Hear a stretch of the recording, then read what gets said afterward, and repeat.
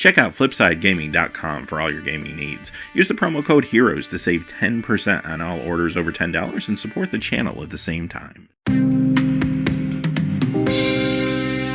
Hey there, this is John from Heroes and Legends, and we have some more Core Set 2019 cards to take a look at today. 15 more. Similar story to the video we did last week where somebody opened a booster box of Dominaria and pulled 18 commons from the Core Set. Well, we got more of the same. Somebody opening packs of Dominaria and pulling a number of cards from the Core Set. Again, they are all commons. However, even though there were some repeat cards, we got 15 cards that we did not see last time around. But before we get started, just a quick reminder, if you check out the description below, you'll find a few ways to help support what we do here at the channel, including our Patreon page. You're also going to find links to products on Amazon if you make any purchases on Amazon. Once you go through that link, no matter what it is, we'll get a small percentage for the channel. Finally, Flipside Gaming still offering a promo code for our viewers. Hopefully you can save some cash while you support the channel. And as always, thank you not only to the folks that look at those links, but to all of the viewers. You all make the channel successful. Now let's get into it. These are all commons again, so, adjust expectations. This first one is Knight of the Tusk. It costs 2 white and 4, a human knight, 3/7 with vigilance. 6 feels a little expensive for such a defensive card, but I think maybe the big takeaway from this particular card isn't the card itself, but it is that we're seeing the Knight tribe here. So maybe Core Set will bring more Knights to the table and supplement when Dominaria has started. That could be kind of cool. Oreskos Swiftclaw. Okay, this one's a reprint. We've seen it before. It's another one of these 3/1 for 2s in white. This one happens to be a Cat Warrior. These can be good in aggressive builds. It looks like white, maybe white-red, are trying to be aggressive and go wide, so it could fit into that type of draft synergy, perhaps. And again, this is going off the cards we've seen already, and it is pretty early, but it looks like that could be the case. Otherwise, sometimes these just trade up, and they could be good value there. Other times, you want something a little more defensive if you're playing a slower, more methodical build, maybe blue-white. So they don't always make your cut, but these actually can be effective in the right deck. Revitalize, a white and 1, it's an instant. You gain 3 life, draw a card. So nothing crazy here, it's a life gain spell, but it does replace itself and only costs 2. Probably not going to main deck this in limited, but I would bring it in if I'm going against an aggressive build.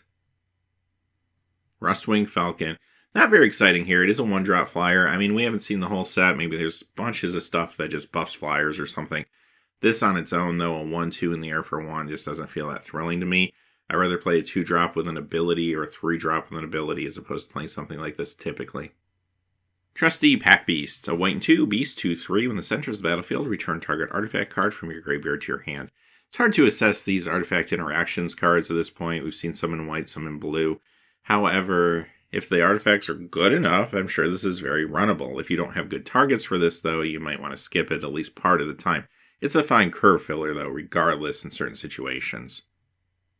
Divination is back again. We just saw this in Dominaria. Now, the photo got cut off this time, so I have the Dominaria version on the right for reference, but this is a fine card draw spell for limited games. Frilled Sea Serpent, 2 blue and 4. It's a serpent, 4/6, pay 2 blue and 5, and this can't be blocked this turn. Well, it's kind of interesting. Much like the first card we saw, it doesn't have very impressive stats for a 6-drop. A 4/6 is fine. Blue does want to be more defensive a lot of the time, so it kind of makes sense here. And the fact that you can actually pour some mana into it to be able to push its damage across is nice too.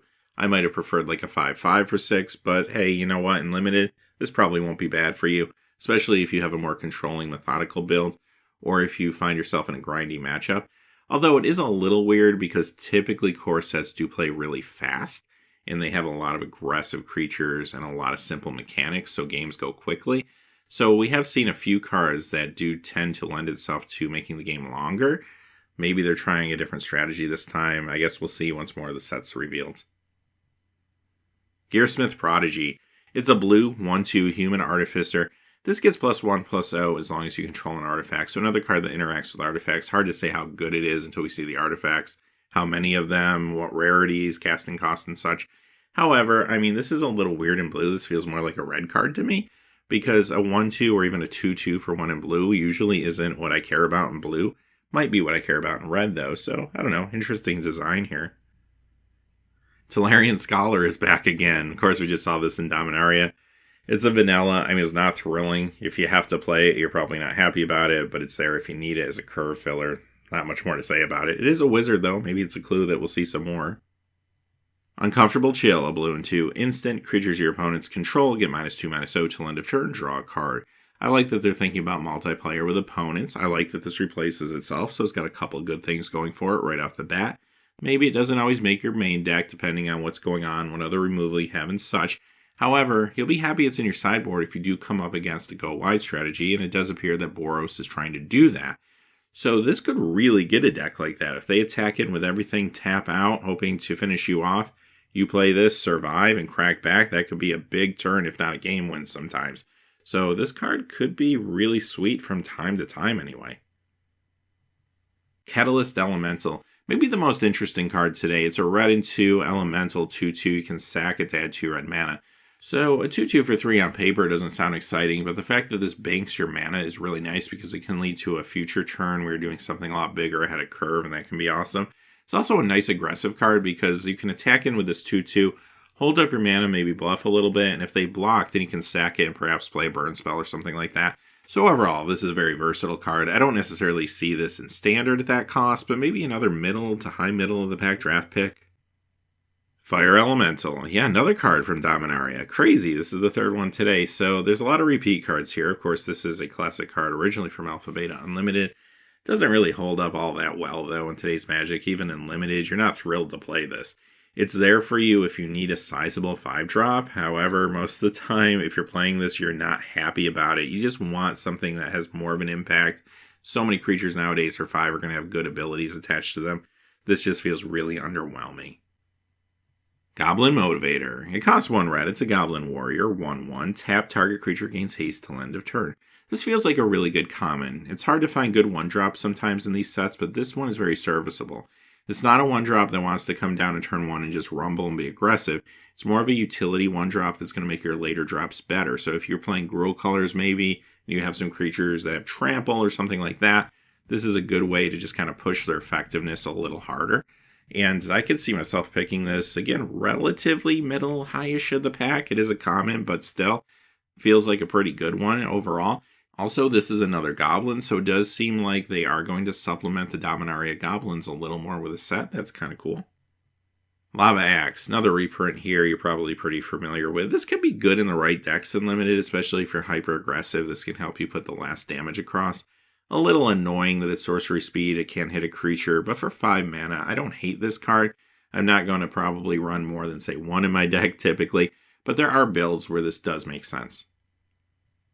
Trumpet Blast, another reprint, and again, kind of goes to show you that the red and white especially feel like they're trying to go wide. Probably goblins going wide, maybe some other small creatures in white like we've been seeing can supplement that.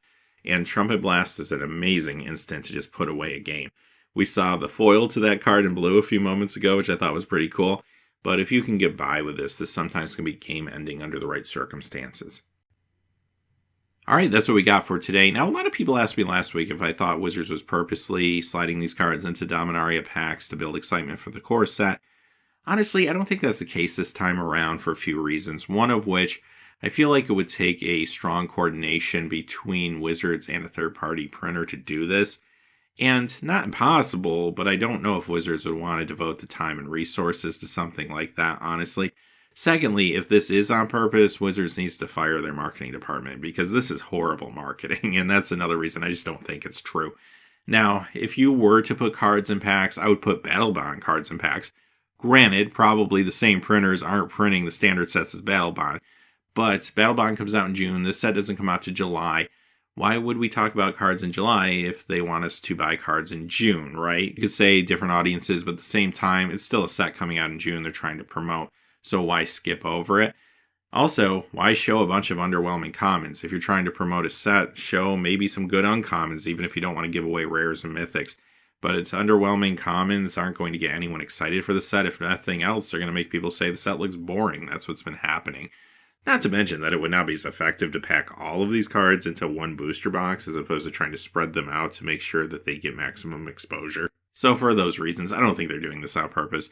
If they are, I don't know what to say. They really need to rethink their strategy. But anyway, until next time, thanks for watching. Please remember to like, subscribe, and have a great day.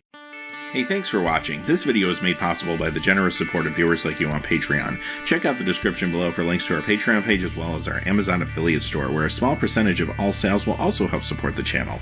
Finally, if you haven't had a chance yet to subscribe, hit that subscribe button so you don't miss any new videos on Heroes and Legends. Talk to you again soon, and have a great day.